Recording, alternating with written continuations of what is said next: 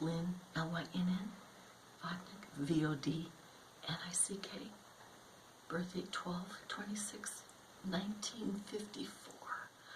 I graduated from Kennedy High School in Bloomington and the University of Minnesota from physical therapy school. Moved to Alaska, was a traveling therapist for a few years, and ended up in Austin, Texas, about 1992, 1993.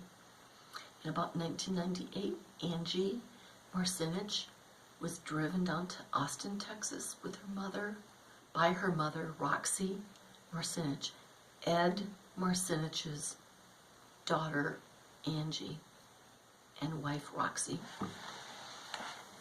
Angie left her 7-year-old son, Mark, up in Helena, Montana, with Charmaine Martin and Ed Marcinich, and Roxy and Angie were down in Austin, Texas. Roxy flew back to Montana, and Angie stayed in Austin, Texas. I saw her a few times. Her boyfriend is Scott Utterback, Utterback, Scott Utterback, worked for Covert Ford in Northwest Austin. And Angie, I saw Angie a few times. Well, Angie came to my apartment and took a pregnancy test. She was pregnant. And then I found out a few weeks later, either she lost the baby or she had an abortion. I don't know. But she told me she wanted to go back to Montana to be with her son, Mark, who was 7 years old. And she didn't know north, south, east, or west. And I told her I would take her car with her and drive her to Montana, collect her son, and set her up in an apartment in Billings, Montana, which I did. I took the bus back to Austin, and I proceeded with my life uneventfully, which is mostly my life is boring and uneventful. I am a nobody. All I do is physical therapy, and I help my patients, and that's all I do. And in 2006, I bought a house. 2007, things started moving around in my house. I thought I was the locksmith who put new locks on all my doors. Things started moving around 2 or 3 times a year. I put an alarm system in. It did go off one time in 2009 or something. And I turned around because they were tracking me. And by the time I got home, that back door was closed and was locked. In 2010, I was with my friend, Karen J. Christensen, nurse. She was a marketing person for HAND, HAND, in Austin. She said, well, if things are moving around, because she was at my house, my wicker chest had been turned around. I said, somebody's getting in my house. And she said, well, try Cesar Ramirez from the BNI group where I met Karen. It's a business group. So Cesar came over to my house, and Karen happened to coincidentally be there at the same time. This is in 2010, May of 2010, in June, when Karen's birthday is May 11th. She had a party on June 11th. Well, Cesar started asking me, am I by myself? Do I have my pajamas on? Am I drinking wine? Blah, blah, blah. So I thought to myself, well, he's a perv. I'm not going to use him to put cameras in my house to catch this other asshole. And so, fast forward to 2011, things started moving around in my backyard. 2012, the stalking started in earnest. I thought I was Cesar Ramirez of Hutto, Texas, Hutto, Hutto, Texas. And then I finally put the pieces together, because fast forward to 2018, in the past 2 years, these people have gotten in my house when I'm not home. But this past year, They get in there when I'm asleep. I've been sleeping on my sofa for over a year. And they get in. I have bells on my doors. I have recycling all over my floors. I've tried everything to keep these people away from me, and nothing I do can thwart them. They get in, and I wake up with a bottle of water between my legs. They've made my microwave blow up. They've made my toaster oven burst into flames. I find plastic ware in my oven all shriveled up from the heat. They're trying to burn my house down. I find the water running.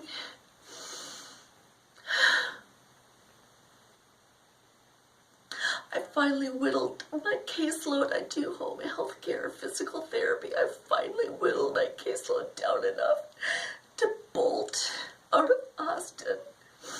And I did so on Friday, the 30th of March at 7:30 p.m. I went 2 hours due west to, I don't know, it's Luling or something like that, and then I went north to San Saba, and then I saw this pickup truck with a ram across the back. I saw 2 pickup trucks that seemed to be following me, so they passed me and then they slowed way up and they were like looking in my car. I had my 2 dogs with me, and I pulled off the road and I thought I ditched them. And then I went north on 183 northwest, and I picked up Highway 20 and doubled back to Dallas. It's Friday night. And then eventually somewhere in Oklahoma I pulled over and I slept for a couple of hours in about 50 miles south of Oklahoma City. There were like 2 or 3 different cars that were harassing me on I-35. And I have license plate numbers, or I have like descriptions of their cars. And these are all dealership cars, not all of them, but half of them are dealership cars, because Scott Utterbeck, Angie's boyfriend from Austin, Texas, that got her pregnant and was beating her up so that she wanted to go back to Montana, Scott Utterbeck. I met him once. He worked for Covert Ford, C-O-V-E-R-T Ford, in Northwest Austin. There are all these car dealerships that are involved in organized crime. And in Oklahoma City, got past there, went up to Kansas, and I pulled over to try to go to a small town, thinking I could get away from them. I went to McPherson, M-C-P-H-E-R-S-O-N. I went to the library because I was all mixed up about how to, it was all these toll roads in Kansas. So I went to the library, and then somebody came and put a rock through my windshield as I was in the library. I have a police report from that. They put a rock through my truck windshield 2 years ago. And then just now, this past Saturday, they put a rock through my car windshield. And they got in my car and they ripped up this styrofoam cup. And they ripped off my gas cap so that it was no longer attached. And these people followed me, various men, at least 10 to 15 men, 10 different vehicles. I have a police report in Kansas. I have a police report in Missouri. I have a police report in Iowa. All on Saturday the 31st of these men that are following me. And then I slept in Iowa Saturday night, Sunday, about 6 hours. And I went into Starbucks on 98th and Lindale. I was there not 5 minutes, and this dealership car drove up. Walsh Ford. It was a cobalt blue sedan, and some asshole comes in, some short stocky guy with a stocking cap and bright blue eyes and a wedding ring and a goatee, and he ordered 2 iced coffees, and he didn't look at me, but I could tell. And I asked, after he left, I asked somebody to Google, and that was a car dealership out of Iowa. And so I went to the Bloomington police, and they didn't help me. And Officer Ryan was arrogant and dismissive. And then that was Sunday morning, and then Sunday afternoon I spent 3 hours trying to find safe shelter. And there was some African American woman at Cornerstone that gave me the wrong number to cope. So I checked into the La Quinta that night and then last night. And I have seen at least between 5 and 10 different men following me here in Bloomington, Minnesota. And I have no interest in cops and robbers. I have no interest. I've stumbled across this because they have tortured me. I am a frickin' basket case. But I'm the strongest person you've ever met. I'm a champion. These people have been harassing me for real since 2012. Every day of my life. I need some help. These people must be doing human trafficking, drug trafficking, money laundering, who knows, but it's all up and down I-35 from Austin, Texas. There are policemen, Officer Polk and Randy Hunt and Marion Gutierrez in Austin, Texas. I do not have proof, but I'm telling you, those are the 3 policemen in Austin that I strongly suspect. And I have cause to suspect it because I have no axe to grind. I want them to leave me the fucking hell alone. And there is unbelievable corruption between Austin, Texas and Bloomington, Minnesota. Probably involving Minneapolis, who knows. But people are following me every day. I'm not stupid and I'm not crazy. And I need some help. 512-417-2721. And they erase messages off my phone. They erase phone logs. I need some help. I don't know how I'm going to get back down to Austin to treat my patients by the end of the week. But I need some help. Please. And I have physical proof of things. When I posted, this is the last of it, when I posted last year, April 30th, my neighbor, my front lawn was this high. They prevented me from hiring a lawn guy. They won't let me get siding on my house. I can't get a key made.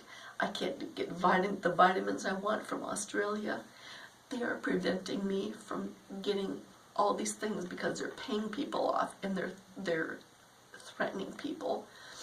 And my neighbor finally mowed my lawn, and when I went out to talk to him, I told him that's why my lawn wasn't mowed, because my house looked terrible. And I went into the computer and I just wrote to my neighborhood association, Avana, A-V-A-N-A, and posted the whole story. And then I got something in the mail saying, stop posting online. And that was April 30th of 2017. It was a Sunday night, 11 o'clock that night. I have a trellis in front of my front door. I saw headlights, or I saw a car in front of my house sitting there, and it scared me. I called 911, and they said, Ma'am, there's a squad car already out in front of your house. It was a squad car that was there. I couldn't tell. And I got 2 phone calls that were private, from a private cell phone at 11:10 and 11:14 or something like that. 2 calls that I didn't answer because it was private. And then I called my neighbors and asked them to please go and talk to that policeman because I was afraid to. And they went out and they said it was Officer Polk. And lo and behold, on August 22nd, in my phone log, that same phone number had called my number. There are 2 calls on August 30th and 1 call on August 22nd from that same, it was in the same phone log. And then that got erased from my phone log. And that was Sunday night. And then Monday night, 3 police officers showed up at my front door asking me if I was going to hurt myself. I said, hell no, I haven't done anything to anybody. And I asked my neighbors to come over, and they witnessed it. And then the 3rd night, there was a squad car. When I came home, it was circling around my street. And when it saw me, it took off. I need some help. I have no interest in cops and robbers. But these people are making my life unlivable. I've lost hundreds of thousands of dollars of income because I can't hardly function. I need some help, and these people are doing way worse things to other people than to me because I'm nobody, I'm nothing. They're the biggest snowflakes that ever lived.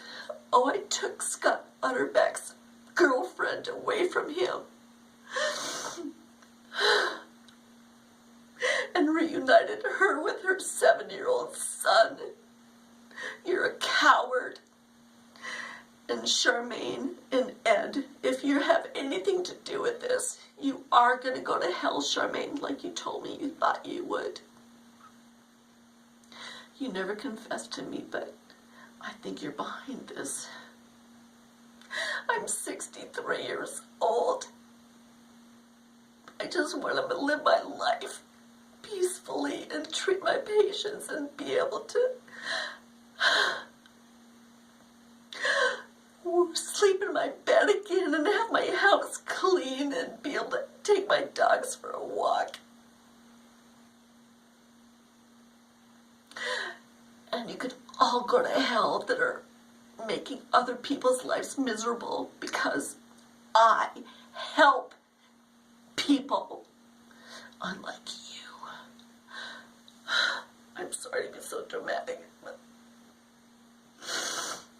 I'm afraid that they're gonna kill me. Or that the stress is gonna kill me.